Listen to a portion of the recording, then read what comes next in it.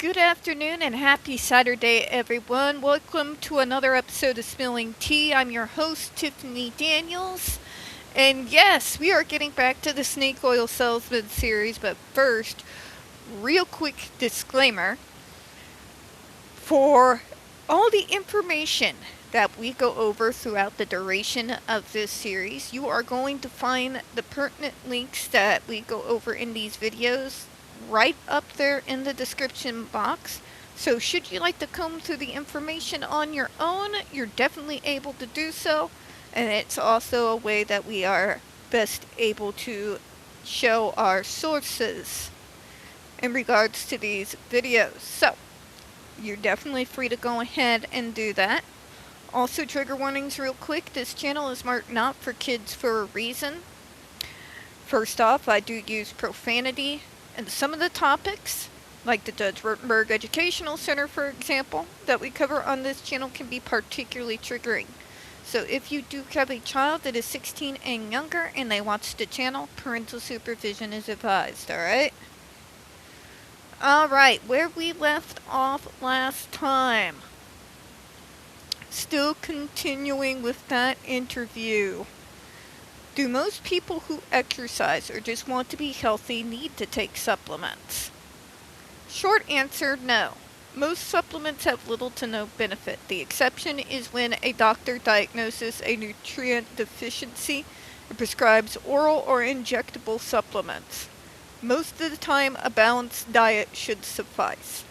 Now we're talking specifically supplements. We are not getting into things such as your multivitamins, your vitamin C, things of that nature. But even with those supplements, don't just take the bottle at face value. Look at the information and be even more skeptical if it doesn't have information. A few of them are actually like that. Alright? Because there are some that they sell for stupid cheap that give you the same amount of value of nutrition as eating cotton candy. Trust me, you'll like the cotton candy more.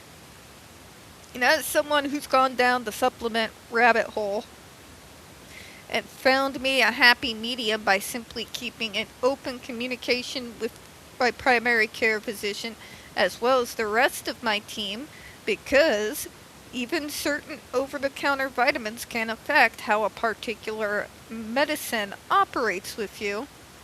That's your happy medium.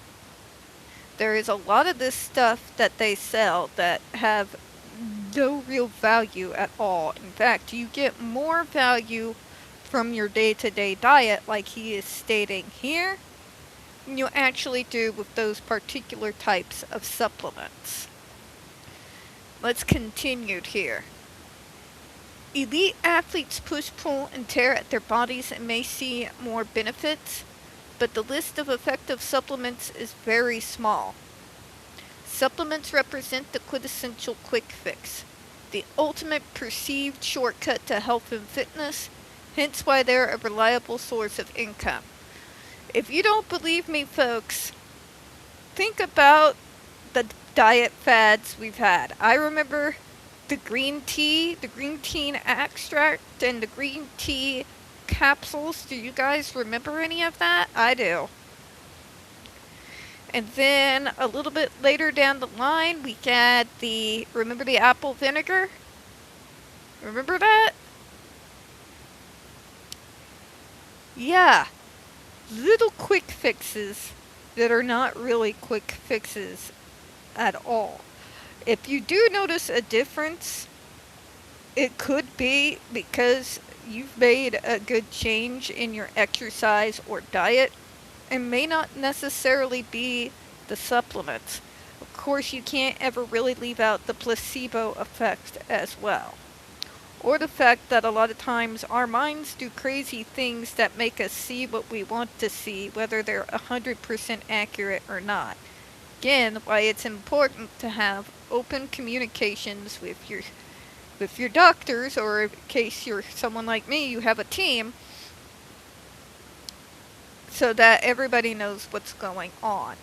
because some of those supplements that have the nutritional value of cotton candy sell for stupid amounts of money. And they're able to do so because, well, let's just put it, the supplement area is murky waters. Murky waters. Let me go ahead and continue here. Supplements represent the quintessential quick fix, hence why they create so much income. There are about 30,000 different supplements on sale in the US alone. Now, those aren't just the capsules. You gotta think, what has been really big in fitness for over the last almost 2 decades now? The soy powder protein shakes, the creatine, all of that, right? And I don't know if you've gone to where they sell those types of powders and protein shakes, but they get pretty expensive. And of course, in order to use them, you gotta have the accessories, right? You gotta have the bottle with the little shaker that you could just shake all the time. Those aren't cheap, at least not decent ones. And it builds up. There was at one point in time, when I was doing the soy protein shakes that I don't do anymore, I was spending, God, a good $200 to $300 a month on those. $200 to $300 a month. Now that might sound cheap to you, but out here, that's no chump change. That's almost half my rent. Almost half my rent. Okay? And when I just stopped doing it because it was so expensive, and I just started paying attention more to say, okay, obviously tomorrow's weight day, I need to add a bit more protein to what I'm eating this evening in regards to help better prep for better performance. It has done far better for me to help me build muscle, and it is extremely difficult for me to build muscle. Always has been, still is. But I get better results focusing on real food. In particular, the rabbit hole of food as medicine. You got to be careful there too, because there's the science version and there's the quack version. I'm on the science version. And I've been able to not just build muscle easier, but my endurance is far better during workouts than it was when I was doing those powdered shakes. And it saves me about, well, it saves me $300. By now it could be even more what it's saving me per month to put more focus and be more intentional with the food that I eat instead of taking all these so-called sports medicine little shortcuts.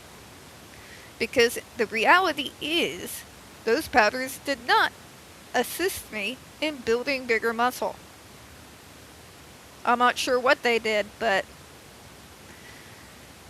got to be thinking about that. It's not just, the anti-vax folks that use this stuff. There's a lot of folks, we've just all kind of wholesale bought it. And still are. But from what I have learned since no longer doing that, you can do that on your own a lot easier with a lot better results and a lot better performance throughout your training and workouts. And as a woman who exercises for numerous hours a day, every day, because I'm insane, believe me, there's a massive difference. Alright. I'm actually usually go a little bit longer on these videos, but I'm going to go ahead and cut it short for this one. We don't get very many views on this channel. The few we do get do tend to get removed from time to time, so folks, you know the drill. Please don't forget to hit the like button, hit subscribe, don't forget to hit the comments, and make sure that you are set up to receive notifications. We're going to be continuing on with this series, Down the Rabbit Hole, and as always, we are continuing after the JRC until they go the way of the dodo. We don't want you all missing anything. I do appreciate your time, and as always, folks, we here at Spilling Tea do hope you have a good one. We will see you all next time. Bye-bye now.